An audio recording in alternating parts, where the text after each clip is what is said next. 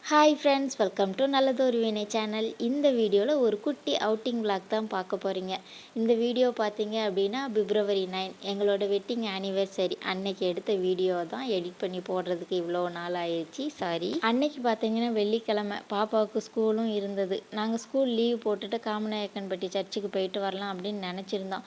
ஆனால் பாப்பா நான் ஸ்கூல் போகிறேன் அப்படின்னு சொல்லிட்டா. சரி, அவளே ஸ்கூல் போகிறேன்னு சொல்கிறா அப்படின்னு சொல்லிட்டு பாப்பாவை ஸ்கூலுக்கு அனுப்பி விட்டுட்டு நாங்களுமே சிம்பிளாக லஞ்செல்லாம் சமைச்சு சாப்பிட்டாச்சு.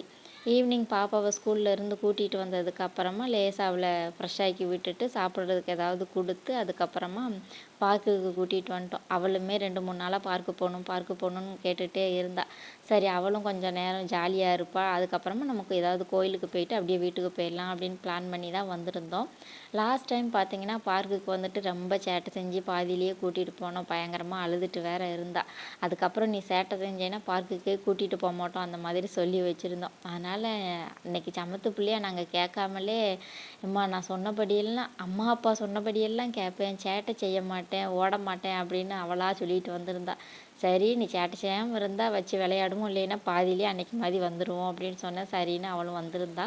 வந்ததுமே இன்றைக்கி ஓவராக ஒன்றும் சேட்டை செய்யலை. இந்த தடவை பார்த்தீங்க வீக் டேஸில் வந்ததுனால குழந்தைங்களும் அவ்வளோவா விளையாடுறதுக்கு இல்லை. நாங்கள் மேக்ஸிமம் சாட்டர்டே சண்டேல தான் வருவோம் இல்லையா, அப்போ குழந்தைங்களுக்கும் லீவாக இருக்கும், அவங்களுமே நிறைய பேர் இருப்பாங்க. அந்த பிள்ளைகள் செய்கிற சேட்டையெல்லாம் பார்த்துட்டு இவளும் செய்யணும்னு நினச்சிட்டு இருப்பாள். இந்த தடவை அவ்வளோவா சேட்டை ஒன்றும் இல்லை.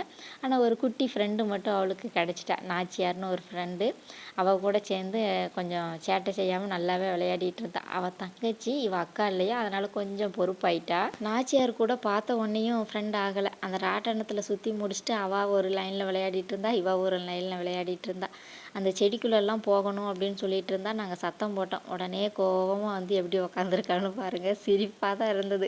கொஞ்ச நேரம் சிரிப்பை அடக்கவே முடியல. சரி, கோவமாக உட்காந்துட்டு அந்த ஜூஸை குடி அப்படின்னு சொன்னதுக்கு ஒரு மடக்கு மட்டும் வாங்கி குடிச்சிட்டு ஒன்றும் வேண்டாம் அப்படின்னு அப்படியே திருப்பி கொடுத்துட்டா.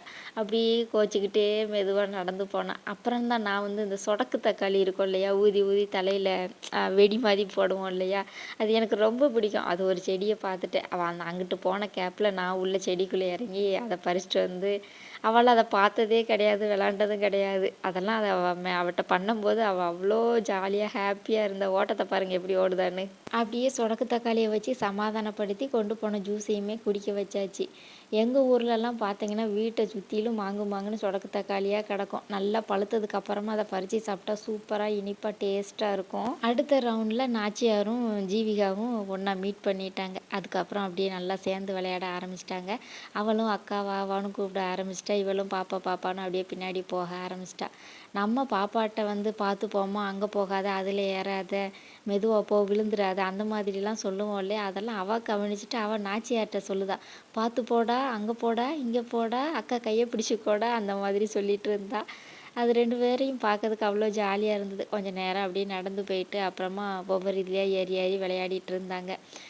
குட்டி பிள்ளைய உட்கார வச்சுட்டு இவள் வந்து பெரிய ஆள் மாதிரி சுற்றி விடவும், அவளை கவனமாக சுற்றி சுற்றி பார்த்துக்கிறவும் அவ்வளோ கேரிங்காக இருந்தாள். நல்லா இருந்தது பார்க்கறதுக்கு. கொஞ்சம் நேரம் மறுபடியும் அவள் செடிக்குள்ளே இறங்கிறதுக்கு தான் ஐடியா பண்ணாள்.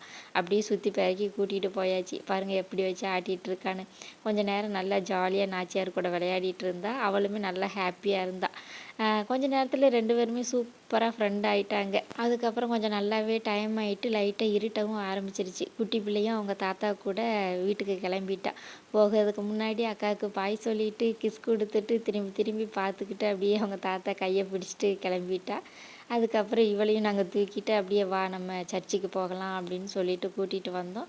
அதுக்கு முன்னாடி சறுக்கு மரத்தில் விளையாடணும் அப்படின்னு சொல்லிட்டா. சரி வா அப்படின்ட்டு மேலே ஏறிட்டு அங்கே ABCD 1 2 3 எழுதியிருந்தது. அதெல்லாம் பார்த்து கொஞ்சம் நேரம் படிச்சிட்டு இருந்தா.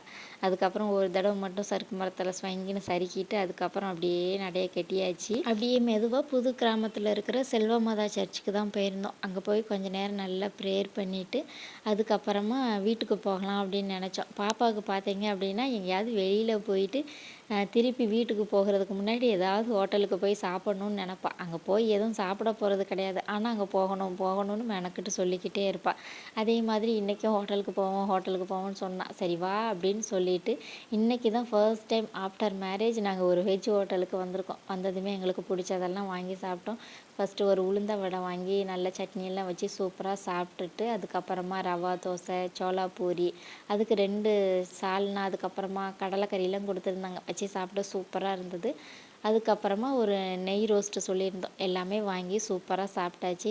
ஆனால் பாப்பாவுக்கு பிரியாணி சாப்பிட தான் ஆசை. பிரியாணி பிரியாணி கேட்டுகிட்டே இருந்தா. அந்த ரவா தோசையெல்லாம் சாப்பிட்டு பார்த்தா அவள் பிரியாணி ஏக்கத்திலே இருக்கிறவளுக்கு ரவா தோசை இறங்குமா. அதுக்கப்புறம் அந்த சோளா பூரியை பார்த்து அதை தான் கொஞ்சம் கொஞ்சம் சாப்பிட்டுட்டு இருந்தா. ரொம்ப சிம்பிளாக திருப்தியாக வயிறு நிறைய சாப்பிட்டுட்டு அதுக்கப்புறம் வெளியில் ஒரு மரக்குதிரை வச்சுருந்தாங்க. அதில் பாப்பா கொஞ்சம் நேரம் விளையாடிட்டு இருந்தா. நானே இப்போ தான் அதை ஃபஸ்ட் டைம் பார்க்கேன். அதுக்கப்புறம் பில்லெல்லாம் கட்டிட்டு நேராக வீட்டுக்கு கிளம்பியாச்சு. அவ்வளோதான், வீடியோ முடிஞ்சிடுச்சு. வீடியோ பிடிச்சா லைக் பண்ணுங்கள், ஷேர் பண்ணுங்கள், மறக்காமல் சப்ஸ்கிரைப் பண்ணுங்கள். தேங்க்யூ.